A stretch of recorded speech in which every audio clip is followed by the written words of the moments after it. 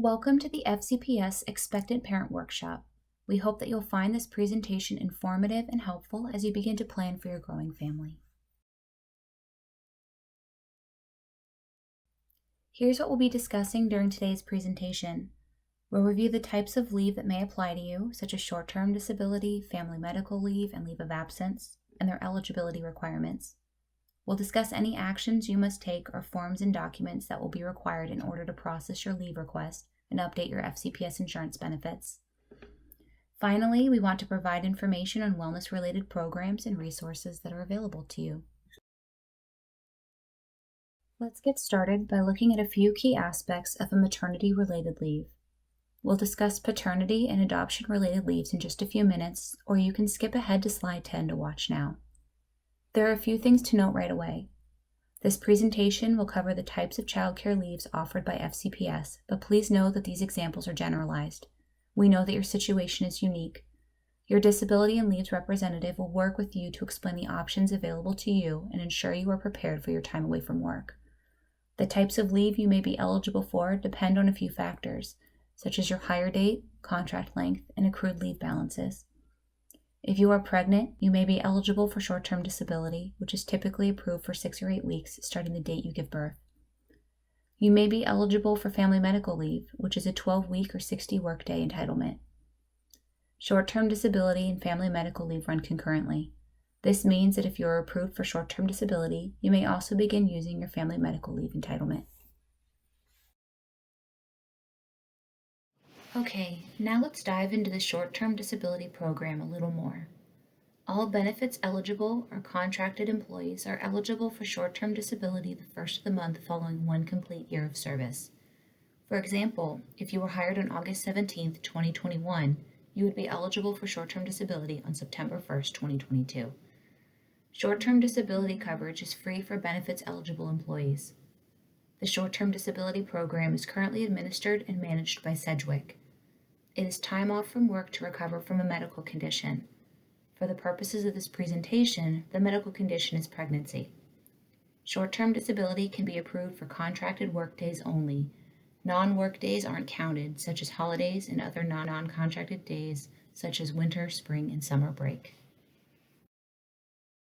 Before your short-term disability pay begins, you must meet a 20-workday elimination period. The elimination period counts towards your overall approved short-term disability period.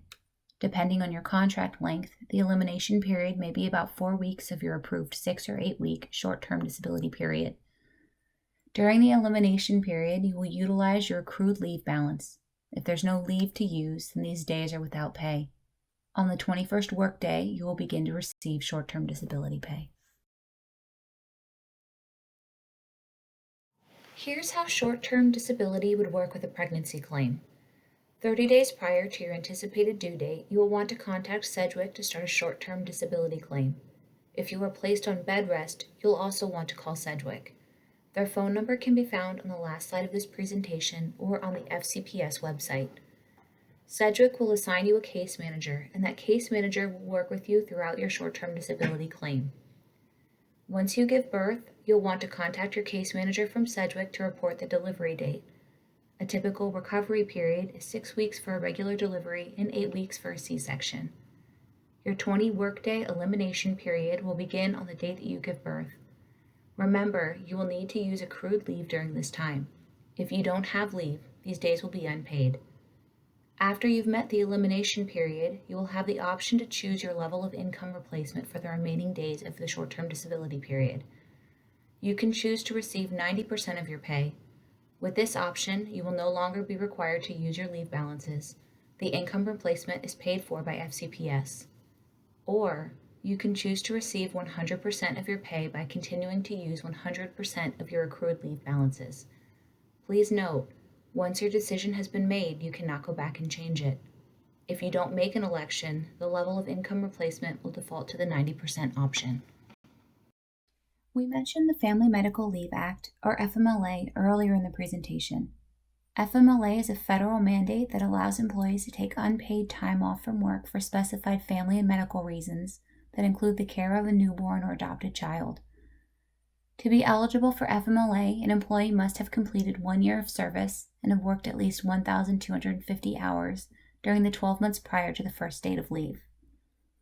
If eligible, you are entitled to a 12-week or 60 contracted workdays of leave. Remember, FMLA and short-term disability run concurrently. So if you are on short-term disability for birth of a child, you would be entitled to the remaining days after your STD claim ends.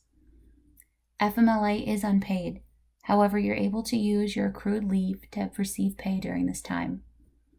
To apply for FMLA, you must submit the request for a foreseeable family medical leave form, the HR 126, to the FCPS Disability and Leaves Unit. Your principal or program manager will need to sign the form as an acknowledgement of your request.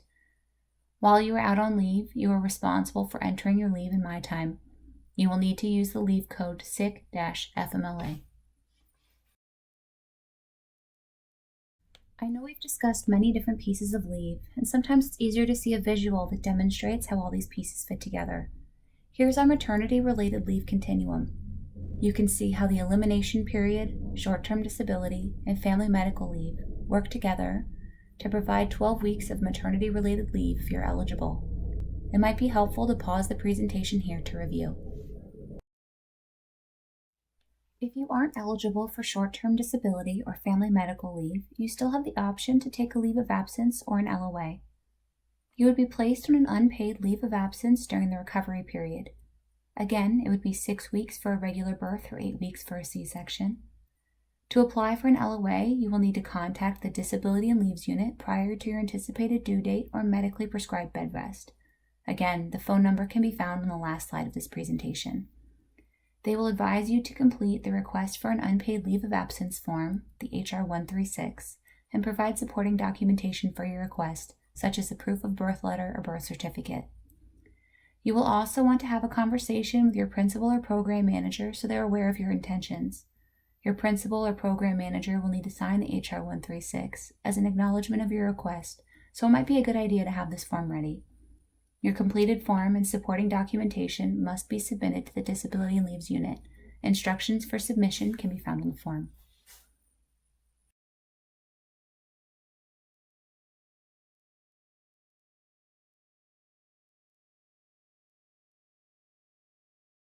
If you're looking at a paternity or adoption-related leave, you can also apply for family medical leave.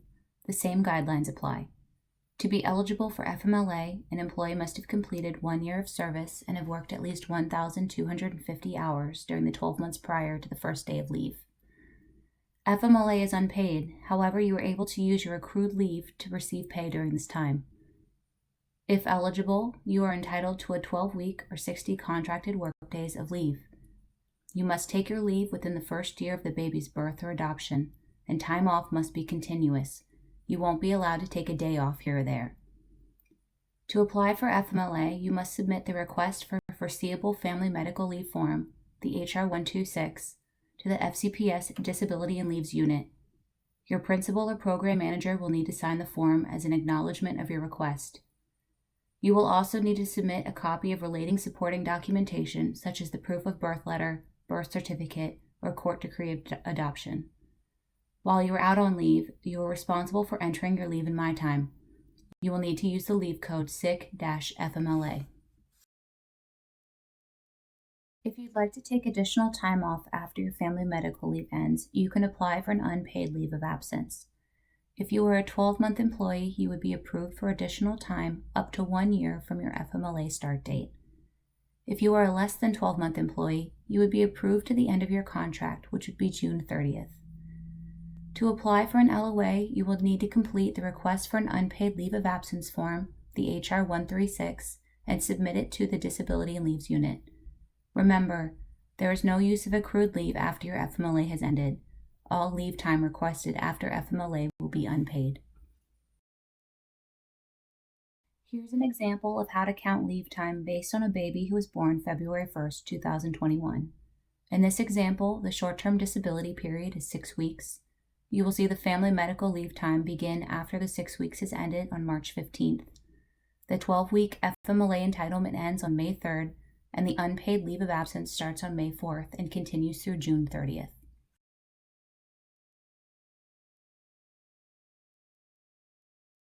We know that we just presented a bunch of information, so let's do a quick recap. Here are the actions you should take before the baby is born. 30 days prior to your due date, you need to contact Sedgwick to start a short-term disability claim. Remember, you only need to start a claim if you are pregnant. It's always a good idea to plan ahead, so we recommend that you download all the forms that you might need during this time. If you are planning to request family medical leave, you'll want to download the HR 126 form. If you are planning to take additional time after the 12 weeks of family medical leave, then you'll also want to download the HR 136 form. Both forms can be found on the FCPS website. Go to www.fcps.edu, search keywords benefit forms.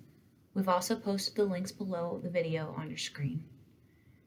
If you plan to make any changes to your medical and dental insurance, such as adding your child to your FCPS benefits, you'll also want to download the HR 124 form. You may also want to consider enrolling in a dependent daycare flexible spending account or updating your healthcare flexible spending account contributions. Both of those updates can be done by using the HR 135 form. If you and your spouse are both benefits eligible FCPS employees, you can apply for a 2-employee spouse discount by using the HR 134. Again, all forms can be found on the FCPS website. We encourage you to keep an open line of communication with your principal or program manager as you prepare to take leave. Planning ahead helps the entire leave process run smoothly from start to finish. If you have any questions, please contact the Disability and Leaves team. You can email disabilityandleaves@fcps.edu or call 571-423-3200. Our representatives are here to help you during this time. Now here's what you'll want to do after the baby is born. If you are pregnant and started a short-term disability claim, you will need to contact your claims representative at Sedgwick. They will need to know the date that you gave birth in order to update your claim and appropriately notify the Disability and Leaves team. You will need to log into MyTime and begin to enter your leave. Use the leave code SICK-FMLA. At this time, you can submit your completed forms to this Disability and Leaves team. Depending on the amount of leave you're requesting, you may be submitting both an HR 126 and 136. If you are making updates to your FCPS benefits, you'll also want to submit any benefits forms at this time. Benefits forms and supporting documentation should be sent to the Office of Benefit Services. Here are a few important reminders as we wrap up the leave portion of this presentation. Short-term disability and family medical leave run concurrently. If you are approved for short-term disability for giving birth, your family medical leave would start on the same day. Short-term disability is only approved during contracted work periods. Short-term disability and family medical leave do not include holidays and non-contracted periods like summer, winter, or spring break. There are no extensions of leave because of inclement weather like snow days. The March 1 deadline to declare employment intentions for the following school year doesn't apply to childcare leaves. Remember to submit the appropriate paperwork by its deadline. Nothing is automatic. And childcare leave is continuous. You won't be able to take breaks in your leave. Once you return to work, your leave is over. If you are covered under one of the FCPS medical plans, you have prenatal resources available to you. Take advantage of what your plan has to offer. This may be a good place to pause the presentation. This next section is about adding your child to your FCPS medical and dental benefits. It's important that you remember that your child is not automatically covered by your FCPS health benefits at birth. You must submit the completed medical and dental enrollment and change form, the HR 124, to the Office of Benefit Services within 30 calendar days of your child's birth or adoption.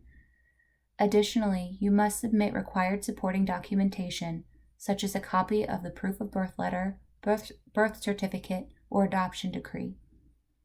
If you would like to enroll or make changes to a flexible spending account, you can submit a copy of the HR 135 form. If you and your spouse are both FCPS employees, you may want to consider applying for the reduced health insurance premium rates. To do so, you must complete the 2-employee spouse deduction form, the HR 134. These forms can be found on the FCPS website. go to www.fcps.edu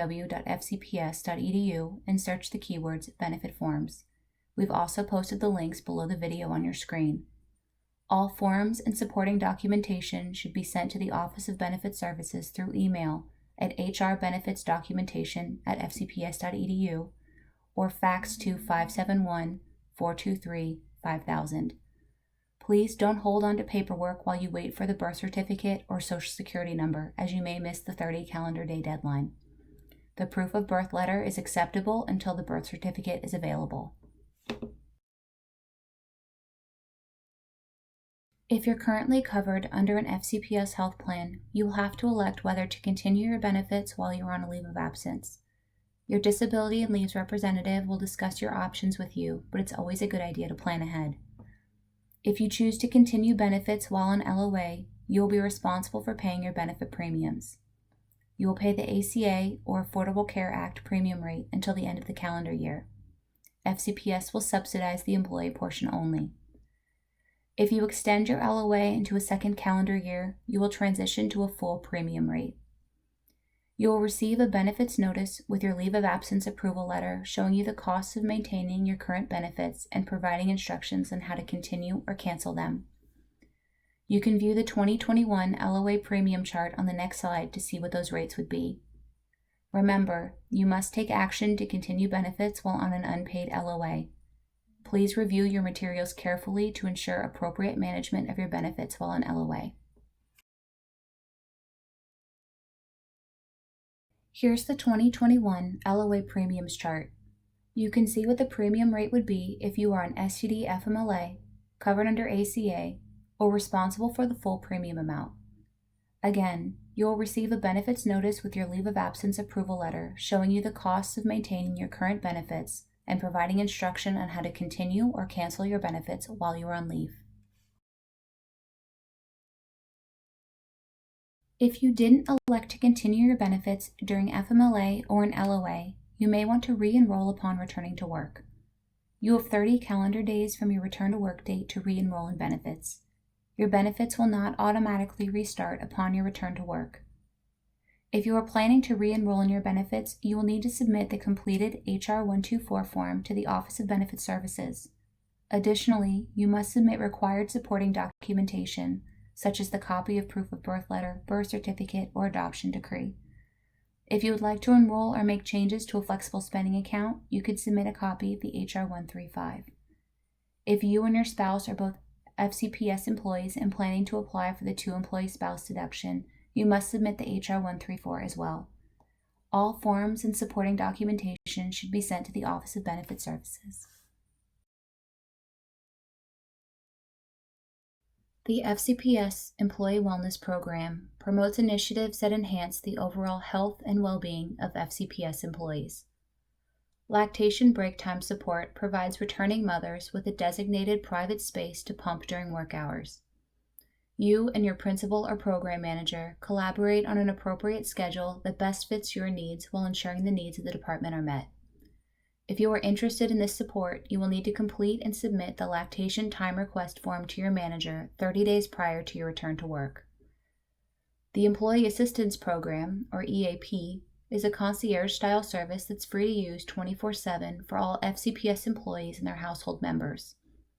Services include, but are not limited to, things like confidential counseling sessions, work-life balance specialists, and help finding a child care provider or pediatrician.